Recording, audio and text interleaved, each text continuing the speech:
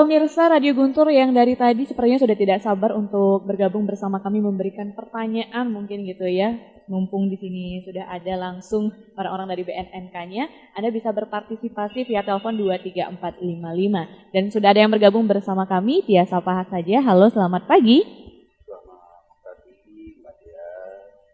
Selamat pagi. Halo, selamat pagi.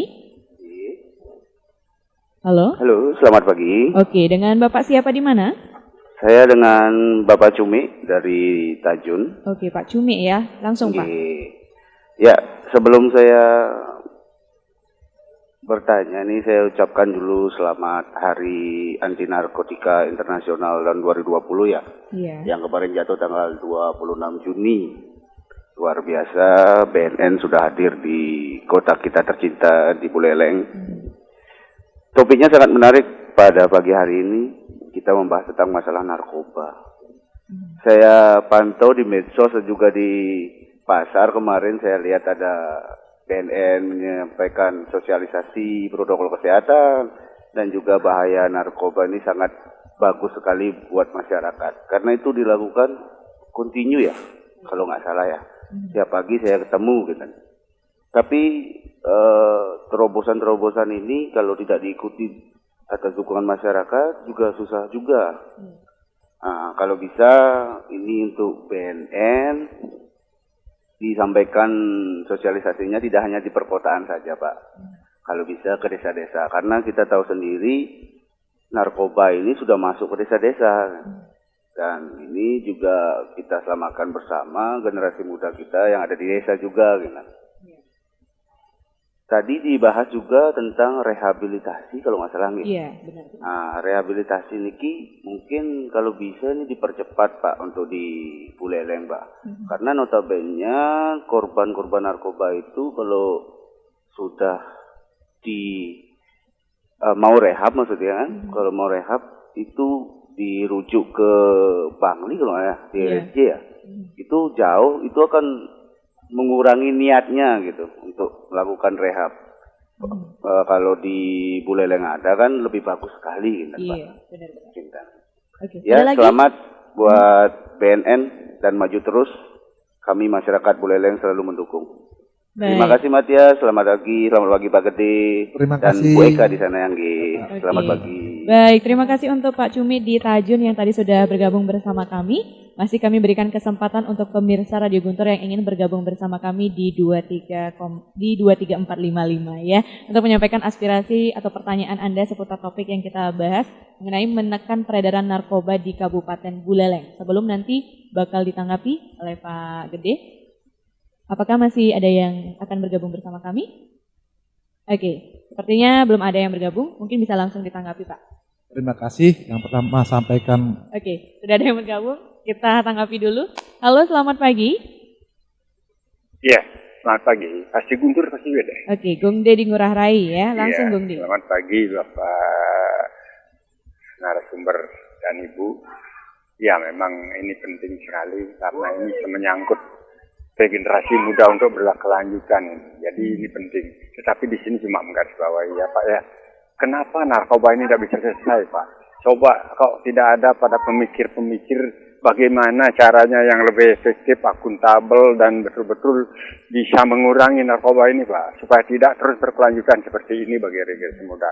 Itu yang perlu sekarang dipikirkan Pak. Cara menuntaskan ini bagaimana? Coba kalau Bapak masih tahu harus studi banding gitu loh ya Pak. Ke daerah yang sudah memang berhasil memberantas narkoba ini. Mungkin cocok atau tidak diterapkan di negara itu. Itu saja dari tiang Pak. Semoga narkoba ini bisa cepat selesai karena sangat membara. Dan dari negara-negara Malaysia, Tiongkok, kok kesini bawa narkoba Pak, Taiwan. Karena di negaranya tidak berani Pak. Karena itu hukumannya tegas Pak. Hukum mati gitu loh. Itu Pak dari siang sama si Om, santai-santai Om. Baik, terima kasih untuk Gung De di Ngurah Rai yang sudah bergabung bersama kami. Sekali lagi, apakah masih ada penelpon yang ingin bergabung bersama kami di 23455? Oke, tidak ada ya. Langsung Pak Gede. Baik, terima kasih. Yang pertama kepada Bapak Cumi dari Tajun, ya, dari Tajun yang selamat hari Hani, betul sekali. Kemarin kita rayakan. Mari kita hidup 100% di era new normal ini, sadar tentang protokol kesehatan, kemudian supaya kita sehat, produktif dan bahagia tanpa narkoba. Terima kasih banyak ini atas ucapannya. Kemudian yang kedua tentang sosialisasi, betul kita ini tiada hari tanpa sosialisasi. Kami saya sampaikan kepada kami bahwa setiap hari kita harus bagaimanapun masyarakat harus tahu. Hanya sementara di kota kita keliling-keliling untuk memberikan dengan pakai sarana-prasarana mobil sosialisasi khusus itu Putias dari Presiden. Ya. Kemudian hanya untuk ke desa-desa jangkauan jauh itu memang kita sudah koordinasi melalui virtual. Karena kemarin kita sudah agendakan tiap desa kan Buleleng salah satu desa ya. Jadinya ya masih kita bisa untuk mengikuti. Nah, ini sudah kita koordinasikan dengan Bapak Kepala Desa. Nah, kalau memang nanti Bapak Juni dan Tajun itu silakan aja telepon aja, nggak usah terformal surat-suratan, telepon saja ke BNN bahwa saya mau saya kumpulkan masyarakat atau penghuni atau siapalah atau keluarganya saya mau memberikan agar Bapak memberikan pemahaman masalah sosial. Saya akan hadir. Oke. Itu yang pertama. Teleponnya mungkin Pak bisa dikasih dulu. 081 081 236 236 536 536 177. 177. Untuk BNN ya. Untuk BNN. 0362 0362 3303 303 400. 400. Jadi itu nomor yang bisa dihubungi Nah, jika itu. ingin melakukan sosialisasi ya. Ya. Yes ya. Itu Boleh yang. dilanjutkan? Kemudian untuk rehabilitasi kita percepat ini. Ya. Kita sebenarnya dari pusat itu sudah seanggarkan untuk rehabilitasi. Tetapi kembali kepada syarat formal itu harus ada izin dan sebagainya kan harus ada itu. Ya. Tahun 2020 sudah kita anggarkan dari dia kalau pusat karena tapi tadi apa sampaikan sama Bapak Cumi itu betul sekali. Kita pun yang 85 orang ada yang putus rehab. Kelihatannya itu ke Denpasar, uang untuk ke Denpasar aja susah nyarinya, persoalan. Iya. Tapi kita awasi di sini, connect dan sebagainya. Seperti itu ya. Ya, terima kasih Pak Cumi mengingatkan, kami akan percepat. Nah, kemudian untuk Pak Lungki dan mulai terima kasih juga. Kenapa sih narkoba ini tidak selesai? Bagaimana sih caranya kan gitu ya? Saya juga berpikir begitu, Bu Tias. Ya, makanya di undang-undang itu terus terang saja. Saya pengalaman dari 2007 ya di Denpasar selama 8 tahun lah menangani masalah ini. Tapi Buleleng itu tahun 2007 belum saya lihat itu. Begitu sampai terbentuknya BNK Buleleng kan sudah dilihat bahwa kita ada narkoba, sudah merah Buleleng kan. Saya masuk ke sini, bagaimana caranya? Oh benar, oh ternyata ini seperti gunung es tadi itu. Ini baru muncul aja saya. Nah sekarang bagaimana caranya? Ini menurut pendapat saya, secara regulasi, undang-undang sudah ada. Undang-undang nomor 35 tahun 2009, di sana dalam 104 peran serta masyarakat. Kenapa peran serta masyarakat? Keluarga terutama. Karena apa? Karena yang tahu perubahan perilaku itu adalah keluarga, masyarakat, ataukah di sekolah gurunya dan sebagainya itu yang tahu perilaku. Itu pertama peran serta masyarakat.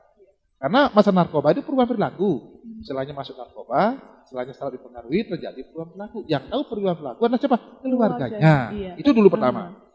Nah sekarang situasi kondisi sekarang ini ada malu, takut atau umpamanya istilahnya ya kalau di laporan nanti keluarga saya begini gitu kan. Kan begitu kan? Nama baik dan sebagainya. Itu yang terjadi kita di sini. Sehingga sangat-sangat tersembunyi. Nah, sekarang kalau tadi sampaikan, bagaimana kita tahu itu? Hanya satu-satunya melalui deteksi dini. Karena dalam memutus peredaran narkoba ada dua nih, supply dan demam ini. Satu adalah bagaimana mengkat. Yang supply ini berarti kan pengedar nih. Kalau pengedar ini tanpa ada informasi masyarakat, kan susah juga nih. Itu dulu ya. Makanya yang kemarin kita tangkap informasi masyarakat. Ya, yang masyarakat informasi kita langsung. Ya. Kemudian yang pengguna ini bagaimana caranya kita obati? Inilah perlu adanya laporan daripada informasi dari keluarga terutama masyarakat. Begitu laporan informasi masyarakat, ya kita apa lakukan? Hanya melalui deteksi dini tes urin. Justru itulah ada Permendes ya menyatakan bahwa untuk masalah ini tim PGN namanya, masing-masing desa, siapa di desanya terindikasi, siapa pelaku jelas lah. Kalau punya desa itu ada kepala desa, kepala dusun yang tahu tentang keluarga, dan keluarganya harus ikut juga melaporkan, menyampaikan informasi kepada dusun. Ya, jangan diam. Nah ini, makanya ini tidak habis-habisnya masalah narkoba apabila tidak ada partisipasi peran serta masyarakat atau keluarga itu sendiri yang kena. Kalau umpamanya masyarakat sadar, kita jelasin ini, ya bahwa di mana sadar kita nih, sadar kalau COVID sadarlah kita dengan perilaku kesehatan, artinya minimal lah kita pakai masker, minimal kita cuci tangan, minimal kita jaga jarak, ya, jaga imunisasi kita, kekebalan kita, kan gitu kan? Nah, begitu juga ini, bagaimana sadarlah bahwa kita narkoba adalah penjajah kita. Orang kena narkoba sakit. Kalau punya keluarga yang tahu, keluarga tahu nih, kita jangan malu-malu bahwa penjajah masuk ke kita gitu loh. Tolong informasikan. Nah, itu yang harus kita laksanakan. Nah, kalau kita sudah deteksi dini, dia tersebut positif, kalau kita rehab, kita obati. Kalau kita obati banyak itu, jadinya pengedar-pengedar kan berpikir untuk mengedarkan di sini. Emang udah nggak ada yang masuk, saya yang ini kan gitu ya. Minimal kita tahu. Kalau pengejar gimana? Minimal kita dapat informasi lah. Kan begitu, si A, si dan sebagainya, minimal lah. Kita deteksi itu. Tetapi kalau tanpa ada masyarakat itu kan susah. Nah inilah kaitan dengan ini, saya minta tolong kepada masyarakat, khususnya Buleleng, kalau ada keluarganya, ada perilaku yang ya berubah lah, ada perilaku yang tidak wajar lah, segera mungkin menyampaikan kepada kepala dusun, atau kalau langsung ke BNN, kita akan mengadvokasi. Udah banyak kok, makanya ada 85 orang ini. Iya. Kenapa muncul 85 orang? Nah, sosialis seperti ini. Pendekatan. Ya, pendekatan. Kalaupun punya bersangkutan, kita advokasi. Udah banyak dari kasih rehab untuk datang ke sana dan sebagainya itu. Sampai 85 orang kita bisa rehab. Mungkin itu Bu Yas, ya. Oke, dan tadi Bung De sempat menyinggung kalau di negara lain itu hukumnya berat, ada yang sampai dihukum mati. Kalau kita hukumnya bisa dibilang ringan. Itu benar sebenarnya Pak?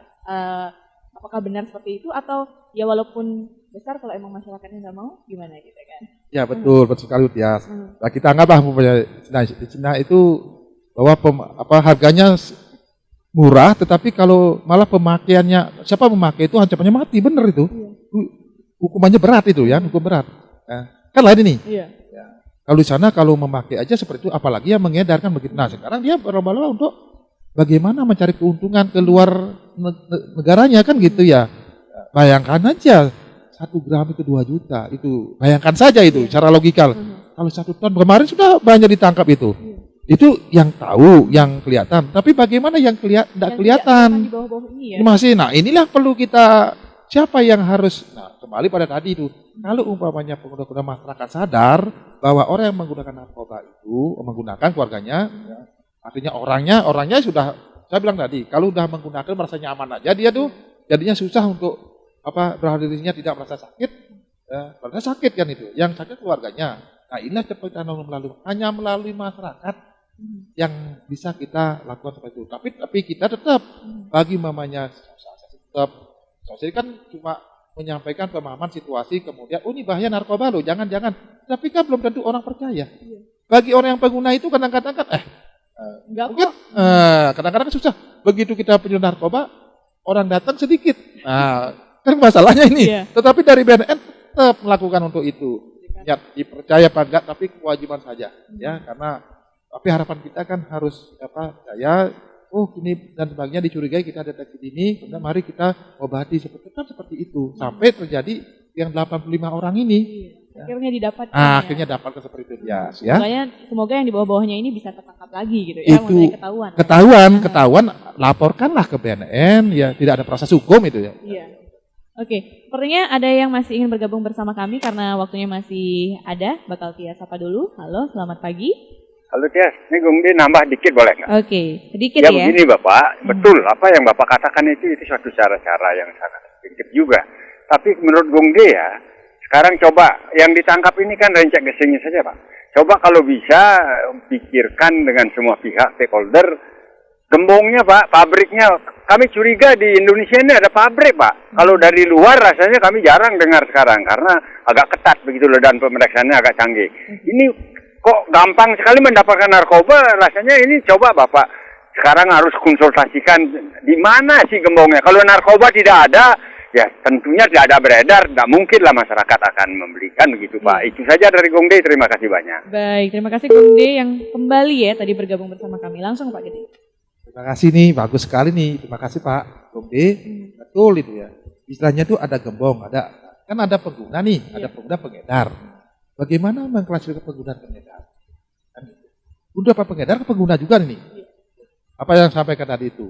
Makanya sini ada kaitan. Sebelum mendapatkan sebagai pengedar, siapa yang menggunakan? Nah, ada pengedar plus pengguna, ada memang pengguna asli. Makanya ini perlu asesmen.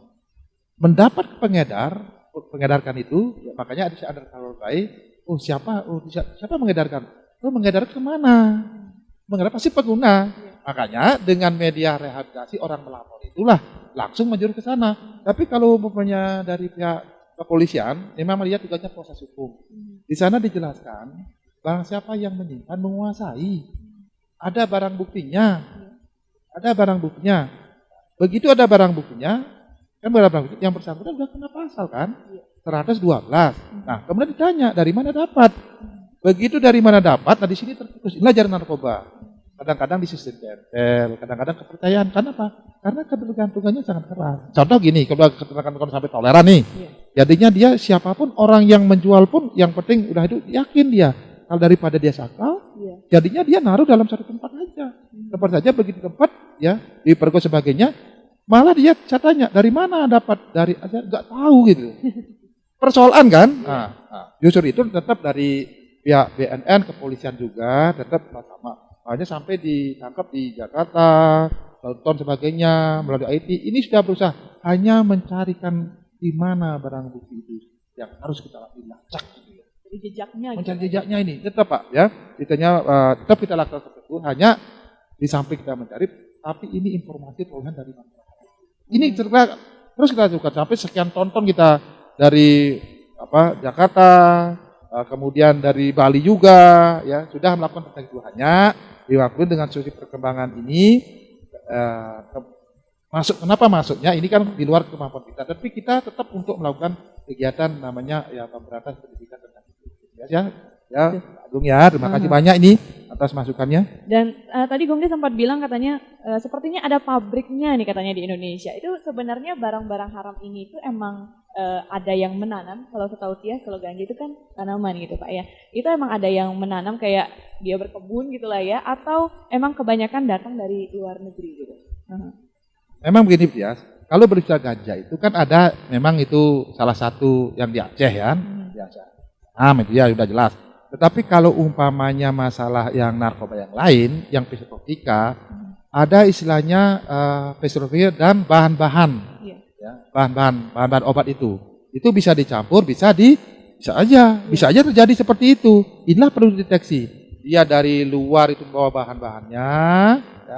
bahannya, kemudian dicampur bisa masuk kita di sini, ataukah di Jakarta atau di Bali, bisa saja kan gitu. Hanya untuk mendeteksi ini, kan pintar pengedar ini, bahan-bahan dibawa ke sini, kemudian dirakitkan di sini, rakitan kemudian disebarkan. Ya. Nah, ini masih juga dari BNN maupun kepolisian juga tetap melakukan suatu pendidikan. Apabila ketemu ya udah ada ampun-ampunnya lah, itu berat sekali itu. Berat sekali ancamannya aja. Ya, itu biasa ya. Katanya ada pesan dari pendengar kita. Bakal dikirimkan. Oke. Tias dulu ya. Nah, Pak, katanya beberapa waktu yang lalu kan BNNK tuh sering melakukan tes narkoba melalui tes urin. Tapi kenapa belakangan ini mandek, Pak? Oke. Terima kasih ya, ini bagus sekali nih. Sekarang kita bertes urin itu merupakan deteksi dini. Itu kemudian tugas juga dari BNNK. Iya. Nah, berkaitan dengan ini, dulu udah kejar-kejar ini, ya dikejar-kejar. Kemudian ada instruksi presiden, ya, instruksi presiden nomor 2 tahun 2020. Sebelumnya tahun 2018 ada juga, tapi sebelumnya belum ada gitu ya.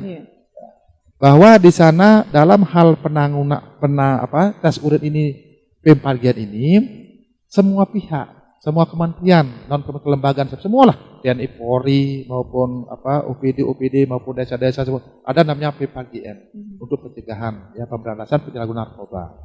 Di salah satunya tes urin. Karena tidak mungkin lah kalau umpamanya BNN dengan sekian masyarakat itu melakukan itu. Awalnya kita laksanakan seperti itu, tetapi untuk memfasilitasi ke depan di masing-masing desa itu diserahkan kepada masing-masing OPD ataukah masing-masing desa. Nah, inilah kita sudah advokasi ke desa masing-masing. Ya, desa masing-masing untuk memfasilitasi ini baik di sekolah pun. Apabila difasilitasi untuk mengakomodir tentang kesulitan itu. Andai kata umpamanya ada perubahan perilaku di masyarakat maupun di desa itu sendiri atau di sekolahnya, menghubungi BNN yang melaksanakan hanya BNN, tapi alatnya di sana. Dan ini dari Permendes untuk desa nih, Permendes sudah ada juga. Kemudian untuk sekolah juga udah ada instruksi Presiden nomor 2 tahun 2020 secara mandiri. Ibaratnya seperti itu, Bu. Ya. Oke, baik. Saya bakal bacakan. Ini ada pesan yang masuk ke WhatsApp-nya Guntur Radio. Ini dari Pak Narta. Selamat tugas mulia penyelamat generasi lewat BNN Pak Asawe, Ibu Eka. Semoga sehat, tetap semangat demi masa depan generasi muda. Sehat mapan dalam kehidupan. Nah, pertanyaannya, berapa persen klasifikasi pemakainya dari umur dan pekerjaannya, juga yang sembuh dan sadar? Lalu, siapa saja dengan rahasia melaporkan yang sinyalir tempat-tempat penyebar pemakaiannya, apakah orang tua keluarga atau tetangga lingkungan? Terus, kenapa terus-terusan di LP itu bisa lolos masuk narkoba di tingkat kelas rendah atau LP mewah penghuni narkoba, kelas kakap? Gimana petugas pengawasan dan hukuman? Bagaimana yang memberi peluang? Adakah undang-undang yang mengaturnya? Apakah ada undang-undang untuk anak di bawah umur bisa kena karena kumpul di LP yang didekati? Karena coba-coba jadi kena. Ya, orang tua datang jenguk bukan dimakan nasinya, tapi anak minta uang sama orang tuanya untuk beli narkoba dalam lapas. Seperti itu. Gininya, inti dari pertanyaannya Pak Narte ini. Mungkin bisa langsung ditanggapi, Pak. Baik, terima kasih ya. Ini Pak Narte, terima kasih banyak. Responnya juga mengingatkan kita bahwa kalau berbicara soal narkoba itu memang tidak habis-habisnya. Pertama, ingat sekarang lapas ya. Lapas. Di mana-mana pun seperti itu. Ingat ya, kecuali lapas narkotik khusus dia. Kalau lapas-lapas umum masuk narkotika di lapas, jalannya S1 jadi S2 lah. Yang belum pengguna, tidak sebenarnya dulu pengguna menjadi pengguna. Kenapa ini terjadi? Nah, di sini yang pertama bahwa kembali kepada orang yang menyalahgunakan, apalagi pengguna. Ada adiksi. Pemakaiannya kalau ditangkap kan di lapas, namanya pengguna kan kepingin lagi nih menggunakan. Di sana kerumun lah. Kemudian di lapas itu kan orang-orang jenguk juga, punya hak manusia untuk menjenguk dan sebagainya. Kemudian aktivitas di lapas kan tidak seperti bebas, tertekan dan sebagainya. Kan masa itu. Di sisi lain dia kan kepingin ketergantungan, ketergantungan untuk ingin make. Di sisi lain di lapas itu terbatas apa rehabilitasi dan sebagainya, termasuk juga kamar-kamarnya itu sudah overlap lah, seperti lapas Singaraja overlap itu, overlap seperti itu. Nah, sehingga bagi yang menggunakan, makanya yang kemarin itu udah tangkap juga, kami tangkap di lapas, tangkap habis lapas mengejar lagi tangkap, makanya nambah dia, yang 7 tahun jadi jadinya 14 7 tambah 10 17 tahun dia penjara, seperti itu. Kemudian bagi pengguna kita dari orang menggunakan daripada sakit dan sebagainya berupaya bagaimana cara membeli, sehingga mungkin saja terjadi seperti itu, umpamanya mengedarkan di sana mungkin saja untuk dapatkan barang supaya tidak sakit. Nah, inilah persikapi bersama. Nah, kemudian kalau kita lapas itu kan ada itu kembali kepada pengawasan. Kalau pengawasan secara sakit umpamanya tidak mungkin dengan keluarganya harus dia komunikasi juga. Di sisi lain dipakai sasaran antara, seperti kemarin itu roti di dalamnya. Kan susah juga tiap hari untuk ngecek dan sebagainya itu. Makanya satu-satunya jalan inilah harus bersinergi. Kami sudah bersinergi kalau di Singaraja dengan lapas Singaraja sudah bersinergi juga. Apabila ada terindikasi dan sebagainya, yang bersangkutan kira-kira masih dilayar istilahnya atau dipindahkan ke lapas narkotik. Kenapa narkotik itu kan ketat sekali. Kalau di sini kan campur masalahnya, campur seperti itu. Oke. Mungkin sebelum Tias akhiri ada closing statement yang ingin Pak Gede Asawe sampaikan. Baik, terima kasih Bu Tias kepada masyarakat Buleleng khususnya. dalam kesempatan ini kami dari DRK Buleleng, dalam situasi ini kita kan ada bencana lah ya, bencana COVID tahun 2019 yang kita memasuki new normal ini. Kaitan dengan ini, mari kita seperti apa di slogan ya dari Bapak Presiden, kemudian dari kalangan dari pusat, bahwa mari kita merasakan hidup 100% di era new normal ini, sadar dan sehat, produktif dan bahagia tanpa narkoba. Itu dulu. Nah sekarang coba kita cermati, sadar pertama, sadar untuk protokol, berarti kesehatan. Ingat minimal masker, cuci tangan, kemudian jaga jarak kemana-mana kan, kemudian jaga imunitas kita, mari coba kita kesehatan kita. Nah kemudian sadar juga kalau umpamanya keluarganya atau lingkungannya yang kena narkoba bahwa sadar bahwa kita sakit, kita dijajah, udah laporkan aja ke BNN ya. Supaya apa? Supaya kita bisa berseimbang, jangan sampai diam di rumah stok COVID kemudian tidak sehat malah kita menggunakan. Kan begitu. Nah, ini harapan saya ya. Terima kasih, semoga kita ini bisa sama-sama menekan peredaran narkoba dan kita selalu sehat walafiat di dalam situasi sekarang ini. Sekian dan terima kasih. Baik, dari Bu Eka mungkin ada sedikit yang ingin ditambahkan? Terima kasih. Bagi warga Buleleng, kami ingatkan sekali lagi, kita sudah punya Badan Narkotika Nasional Kabupaten Buleleng. Ayo rehabilitasi, tidak akan diproses hukum dan biaya gratis. Bagi warga Buleleng, warga masyarakat yang punya anggota keluarga, siapapun itu, tetangga, siapapun itu, yang terjadi perubahan perilaku, mari lapor diri ke BNN Kabupaten Buleleng untuk diobati. Daripada mereka ketahuan setelah proses hukum. Kita belajar dari kasus kemarin, bahwa narkoba itu ada di sekitar kita, anak-anak kita, saudara kita, tetangga kita. Kita harus sadar diri dari keluarga dulu. Sadar kemudian lapor ke BNN. Ingat, di BNN akan diobati tanpa proses hukum dan biaya gratis. Terima kasih. Baik. Terima kasih untuk Bu Nilusri Ekarini selaku Kasih Rehab Buleleng, juga Bapak Polisi BP Gede SH atas kehadirannya di Studio Gempol 38 pagi. Memang sudah menjadi tanggung jawab kita bersama untuk menekan peredaran narkoba di Buleleng, Sobat Guntur. Dan sekian untuk obrolan pagi edisi hari ini. Untuk Anda yang kelewatan, jangan lupa untuk bisa menyaksikan obrolan pagi kali ini di YouTube-nya Radio Guntur. Sampai jumpa di obrolan pagi berikutnya.